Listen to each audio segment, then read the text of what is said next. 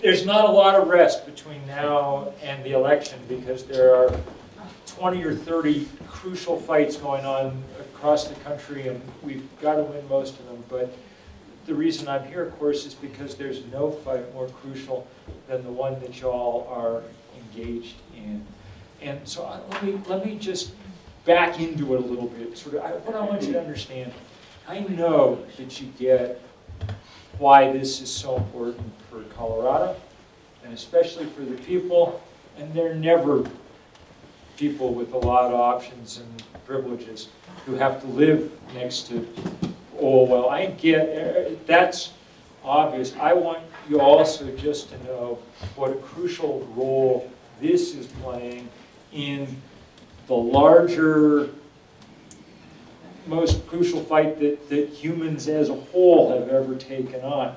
It's difficult to fight climate change sort of all at once. I mean, sometimes we can do it, and we have things like the Paris Climate, where we actually, but most of the time, the ways that we fight it look a lot like this, place by place, piece by piece, trying to fundamentally break the power of the fossil fuel industry so it can no longer limit the future for everybody else. Now, I really also probably the wrong person to have go towards the end here, because there is a part of me that's, I mean, the name of that book I wrote 30 years ago was The End of Nature. I'm not the single most optimistic person of all time in the entire world. I wish I was Joe Salazar and up on my little time.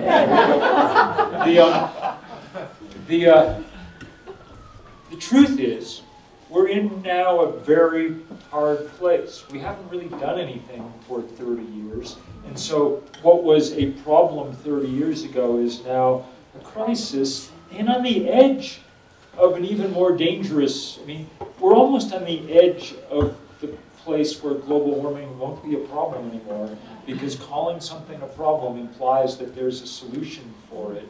At a certain point, and it's approaching fast, if we don't get our act together, then our only task will be figuring out somehow how to inhabit the miserable and hot planet that we've managed to create.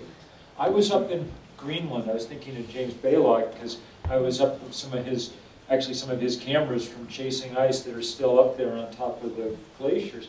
We were up there in August for a wonderful expedition where we took, I've long wanted to do this. There's a young friend of mine, a young woman who's a poet from the Marshall Islands. That's one of those super low-lying atoll nations in the Pacific, a place that's suffered every kind of abuse. The Marshalls is where Bikini Atoll used to be before we H-bombed it into, submission.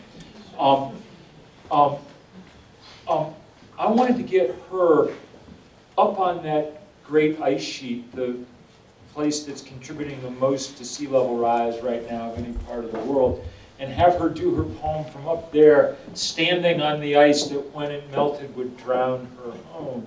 And it was very beautiful. Now it's been viewed by 6 or 7 or zillion people on Facebook and whatever. You can easily Google it and find it.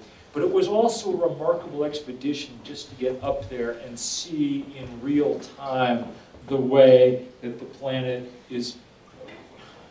We were out one day on a boat going off to this sort of expedition up onto the ice sheet. We had to get the first leg on the boat, and we were out crossing this big, broad bay with open water for a mile or 2 in every direction.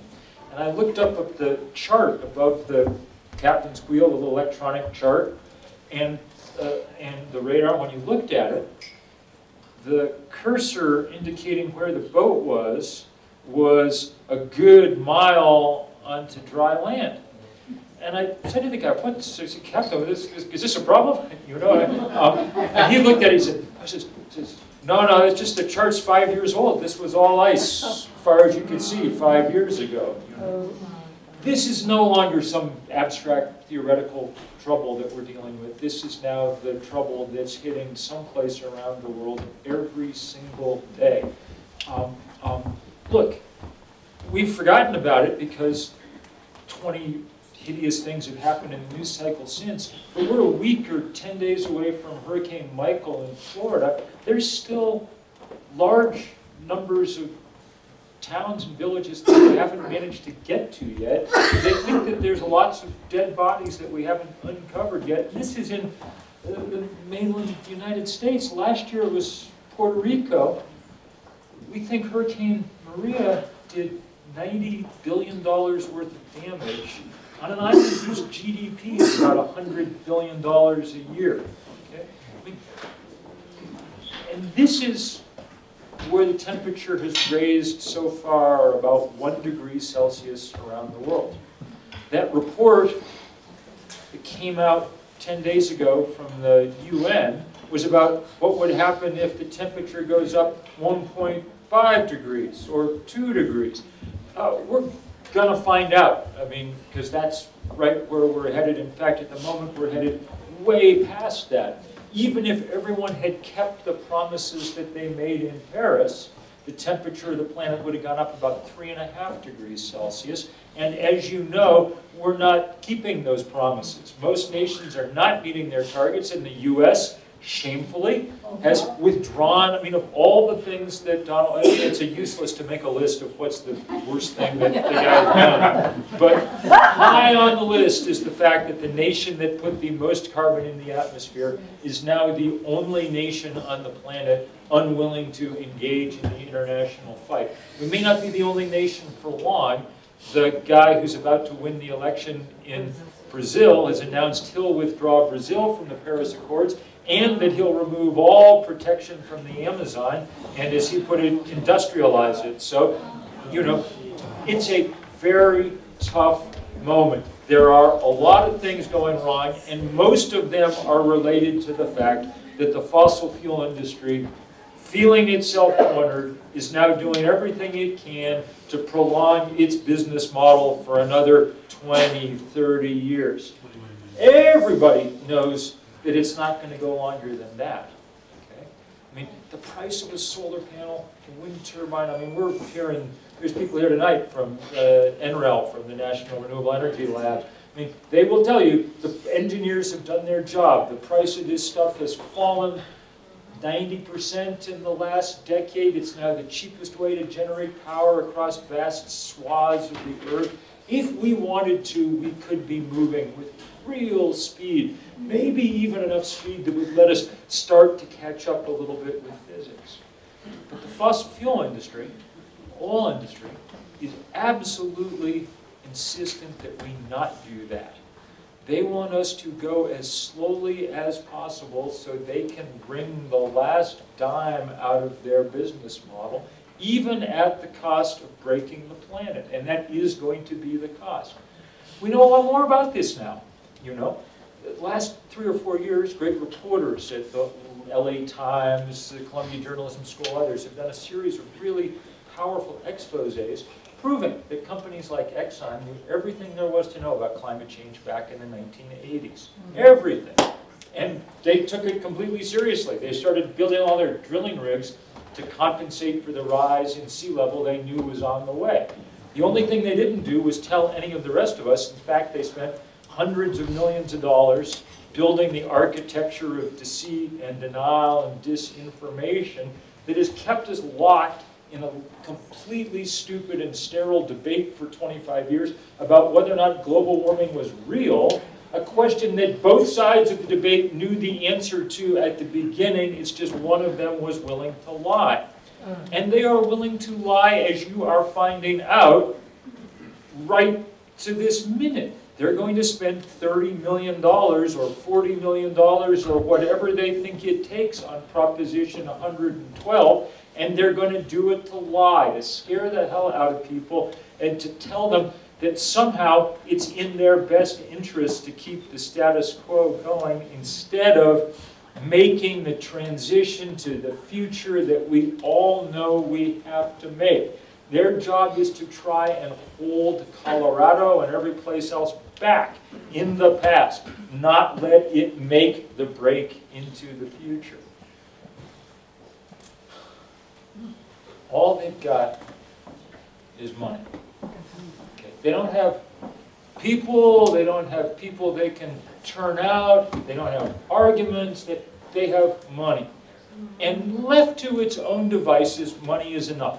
It wins. That's left to its own devices, money is enough to win almost any political fight. So our job is to make sure that it is not left to its own devices, that it is countered with the only thing it can be countered with, which is the power of people in numbers great enough to make change. Now, you can't do it with no money at all, which is one of the reasons we're here tonight. Okay? It's all right to be outspent 10 to 1. Okay? If you've got the truth on your side and enough people out there, you can probably live with being outspent 10 to 1. But you can't live with being outspent 30 and 40 and 50 to 1. Okay? It's just too much money. And so we need to make sure that there are enough resources that this campaign is able to reach every corner of the state and every heart that's open to the possibility. Okay? And so that's why it's really great that you're here tonight. And as you're here tonight, just know that you have brothers and sisters in every corner of the country and in every corner of the planet who are doing this same kind of work in the same kind of spirit. They're thinking about people close to home around them and the issues as they affect people right here close to home, and they're thinking about the kind of globe that we inhabit and share. I've been out, as I said, I've been sort of just constantly on the road, and it's been exciting to see. I was in San Luis Obispo County in California, where they have a fracking ban on the ballot. We raised $100,000 in a night for that, and you know, maybe that'll be enough, but Chevron and people are pouring tens of millions of dollars into one county, okay, to try and win these fights. I was up in Washington State, where there's a really interesting price on carbon on the ballot. They were ahead 70-30 when they started, but as the oil industry has poured millions of dollars in, you can just watch the margin creep down weak, just like it will here with Proposition 112. These are all going to be nail biters. They're all going to be hard and close fought, though they shouldn't be. That's how it'll be. But people everywhere, the spirit of it all is so powerful and beautiful to see. And to see it, I get to see it in every corner of the world. I was off across Africa and Asia much of the last stretch, and I wish you could just see your opposite numbers in all these places. People who in most countries actually have done nothing at all to cause the problem that they're now facing. But we're willing to work with all the rest of us to try and solve it, to get something done. One of the things that people used to say about environmentalism is that it was sort of, you know, affluent white people, that's what environmentalism was. One of the things we discovered when we started 350.org, working all over the world, was that almost everybody we were working with was poor and black and brown and Asian and young, because that's who almost everybody on Earth is. and they're exactly as interested in the future as anybody in this room, and just as committed to doing something about it. And it's beautiful to watch these movements now figure that out, and figure out who they're going to work with and how it's going to be a bridge not only into a future that works physically, but a future that works socially and politically as well. This is an opportunity to heal some of the wounds that this country and this world has presented us with, and a good one. So I'm against it all, hopeful. Not hopeful that we're going to stop global warming. That ship has sailed. you know, there are days, I was saying to someone out earlier on, I have to kind of restrain myself, having written the first book about this in 1989. It's impolite for me to say, oh, if only you'd listen to me then. Because in those days, there actually were pretty gentle things we could have done that would have gotten us where we needed to go. We just didn't do them. So now, you know, now we can't stop global warming cold. We think, though, that we probably still can stop it short of the point where it just overwhelms our civilizations. Even that's an open question. It's not a good sign that the ice caps on both ends of our planet are now melting rapidly. It's not a good sign that the pH of the ocean is dropping discernibly. It's not a good sign that every coral reef you can look at is, you know, dissolving in the hot and more acid sea that we've put it in. It's not a good sign that we're seeing storms stronger than we've ever seen them before. None of these things are good signs. But we think maybe we have still a window, but it's a window that's closing, so we have to move fast. I'm hopeful, in fact, not even based on any kind of guarantee that we're going to win. This is the first movement, really, that's come up against a problem that it won't be able to totally solve and potentially can't solve at all simply because it's a time-limited problem. I mean, Dr. King always used to say at the end of talks, he'd say, the arc of the moral universe is long, but it bends toward justice. This may take a while, but we're going to win, okay? The arc of the physical universe is short, and it seems to bend toward heat. And if we do not win soon, we're not going to win at all. The thing that makes me hopeful is this movement that has arisen. Okay? It's as if when the Earth caught a fever, the antibodies started to come out, emerge, and you are the antibodies. And that's our job. That's our job to figure out how to do this. And you guys are well placed because here you are in one of these places that, on the one hand, has a lot of hydrocarbons that need to be kept in the ground. I mean, just mathematically, we can't solve this problem unless we can keep most of that oil and gas in the ground. And you also have a place where it's possible to do that. We have friends and colleagues in places like Saudi Arabia, but it's not fair to ask them to be too aggressive and too radical and whatever right at this point on these questions, because they just end up dead, as we're seeing. Okay? We're in a place where we can do this. We're in a place where we have some freedom yet to operate and to make a difference that can really resonate around the rest of the world. Because if it starts happening here, if it makes it difficult for the oil industry to do all the things that it wants to do, that reverberates. That makes it harder for them to get investment. It means you've already taken 30 or 40 million of their dollars off the table. That's good enough. The only thing I would just say, the reason that I'm so grateful to y'all is that the one thing, the one variable we are running out of is time. And as I say, it's a time-limited test. So if there's anybody here who's been keeping their powder dry, as it were, now is the time. Yeah. All right?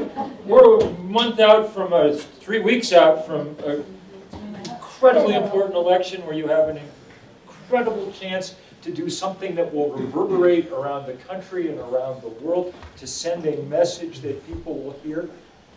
So do it. Do it.